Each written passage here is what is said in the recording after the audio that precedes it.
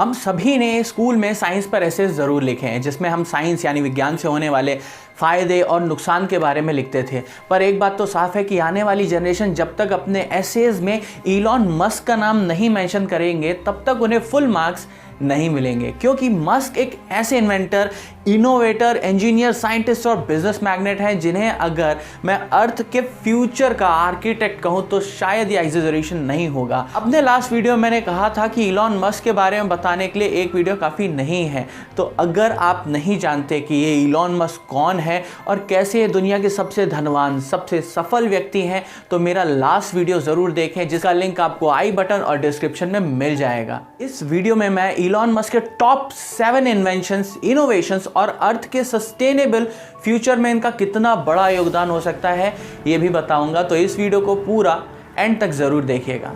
Hi, I am Ashutosh Dubey AKA success ji. अगर आप अभी तक मेरे चैनल को सब्सक्राइब नहीं किए हैं तो प्लीज़ सब्सक्राइब करें ताकि आने वाला कोई भी एंटरटेनिंग वीडियो आप मिस ना करें। Innovation number 7, Neuralink. ये एक न्यूरो टेक्नोलॉजी कंपनी है जिसे मस्क ने 2016 में बनाया था, जो बेसिकली इंसान के दिमाग की क्षमता को बढ़ाने पर काम कर रही है, जिसमें ब्रेन में इंस्टॉल किए जाने वाली इंटरफेसेस पर काम किया जा रहा है। इन चिप्स या न्यूरो थ्रेड्स की हेल्प से इंसान अपने ब्रेन में म्यूजिक स्ट्रीमिंग कर पाएंगे, अपने दिमाग की कैपेबिलिटीज को इन्हांस कर पाएंगे और सबसे बड़ी बात, ब्रेन डिजीजेस से पीड़ित मरीजों का इलाज भी इससे पॉसिबल हो सकेगा। कुछ साइंटिस्ट इस पर डाउट ज़रूर करते हैं, वहीं कुछ मानते हैं कि पैरालिसिस यानी लकवा, डिप्रेशन, ब्लाइंडनेस, बहरेपन और मिर्गी या दौरे पड़ने जैसी गंभीर और लाइलाज बीमारियों का इलाज न्यूरालिंक से पॉसिबल है।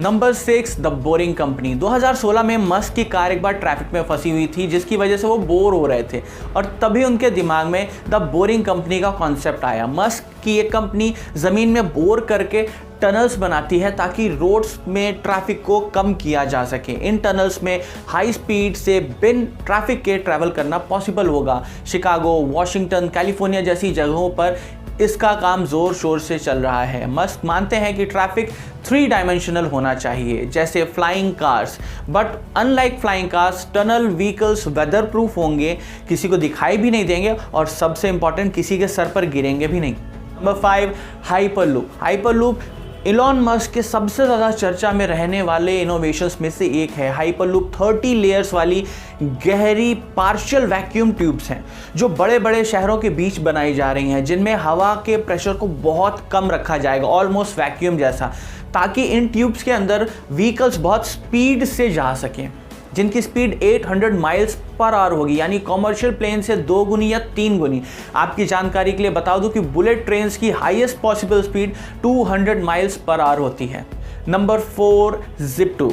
हम सभी जानते हैं कि कैसे गूगल और दूसरे टेक जाइंट्स लोगों की ज्योग्राफिकल लोकेशंस के बेस पर उन्हें एड्स और न्यूज़ के लिए टारगेट करते हैं। पर 1998 यानी इंटरनेट के शुरुआती दिनों में ऐसा नहीं था। तब केवल मस्क ही थे जिन्होंने सबसे पहली बार ऐसा सोचा था और एक ऐसा वेब बेस्ड सिस्टम बनाया जो लोगों को उनकी लोकेशंस के आधार पर उनके नज़दीकी प्लेसेस की इंफॉर्मेशन और रिजल्ट्स प्रोवाइड करता था।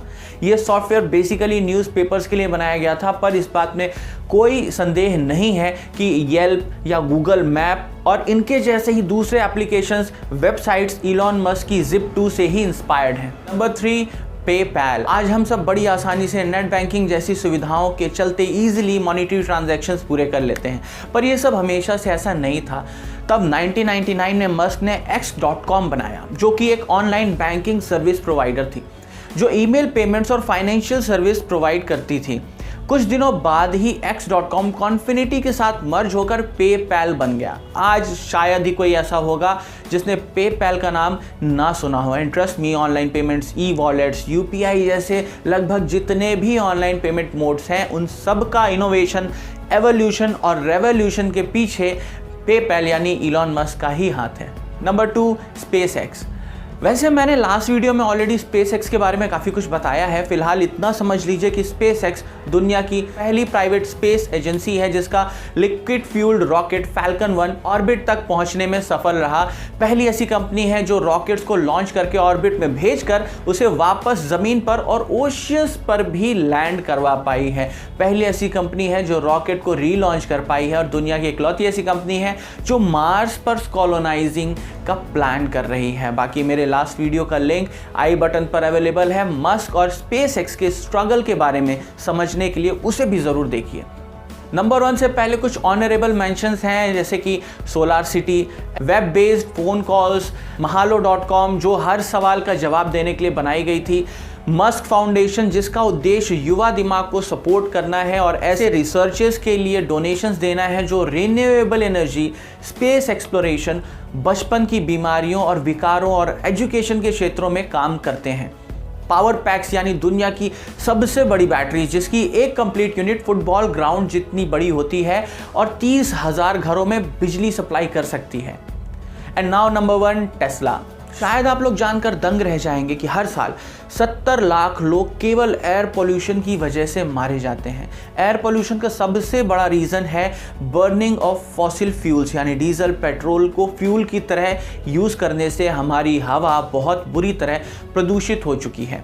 यानी हमें फॉसिल फ्यूल के अल्टरनेटिव की सबसे ज़्यादा सख्त ज़रूरत है। और इलॉन मस्क इकलौते ऐसे बिजनेसमैन हैं जो वर्ल्ड को एक बेटर और सेफर प्लेस बनाने के लिए नए नए इनोवेशंस करते ही रहते हैं। उनकी टेस्ला कार्स पूरी तरह से इलेक्ट्रिसिटी बेस्ड मोटर कार्स हैं। टेस्ला 0 से 60 माइल्स पर आवर की स्पीड केवल 3.7 सेकेंड्स में अचीव कर लेती है। बिना किसी तरह के पोल्यूशन के एक बार चार्ज किए जाने पर लगभग 400 किलोमीटर तक चल सकती है। कोई पेट्रोल या डीजल का खर्च नहीं। ये फुली ऑटोमेटिक कार्स दुनिया में कहीं भी किसी भी इलेक्ट्रिक आउटलेट से चार्ज की जा सकती हैं। इतना ही नहीं, ये ऑटो पायलट के साथ आती हैं जिसमें लगे सेंसर्स आपको सेफ रखते हैं, जिसके लिए आप टेस्ला ऑटो पायलट गूगल करके इसके सैकड़ों वीडियोस देख सकते हैं। बड़ी से बड़ी कार कंपनीज भी टेस्ला की क्वालिटी और प्राइस के आसपास भी नहीं है। तो इन सभी इनोवेशंस और इन्वेंशंस में से आपका फेवरेट कौन सा है,